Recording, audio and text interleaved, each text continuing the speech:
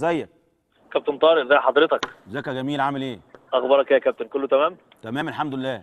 الحمد لله يا كابتن، ربنا والله انا يخليك. معايا خبر ان الزمالك في انتظار مندوبي نادي نابولي، وان النادي نابولي بالفعل قرر ان يضم شيكابالا بمبلغ 1.8 مليون يورو. صحة هذا الكلام يا سمير؟ وهل تعلم شيئا عن هذا العرض ام لا؟ هو انا طبعا يا كابتن في اول حاجه انا نفسي شيكابالا يلعب في نابولي.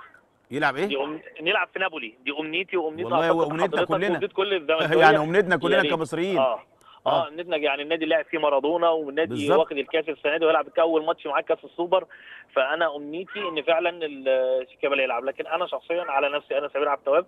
اه انا ما فيش حد من نادي نابولي رفع سماعه التليفون او بعت لي فاكس او بعت لي اي حاجه تخص شيكابالا. اه بس يعني لكن انا يعني انت لا انا يعني ما اتفضل يا كابتن. يعني انا اللي انا اعرفه يا سمير ان اي حاجه تخص شيكابالا هتبقى عن طريقك المفروض يعني. هو الطبيعي، لكن انا ما فيش حد من نادي نابولي جه واتكلم. تمام، ان كان في بعض الوسطاء المصريين قالوا ان هم جايبين نادي نابولي.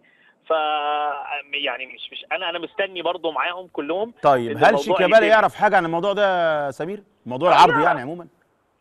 يعرف ان في نادي نابولي بعت عرض للزمالك على حسب لا ما يعني بعض حد يكلم الوسطاء. شيكابالا مثلا؟ ممكن يكون حد يكلم شيكابالا من نابولي، من لا الوكيل من ده نادي نفسه؟ نابولي ما فيش حد، هو الوسطاء برضه هم اللي كلموا شيكابالا برضه. اه وقالوا له ان في نابولي، في الاستاذ محمود نصار هو اللي كان بيتكلم في الكلام دوت.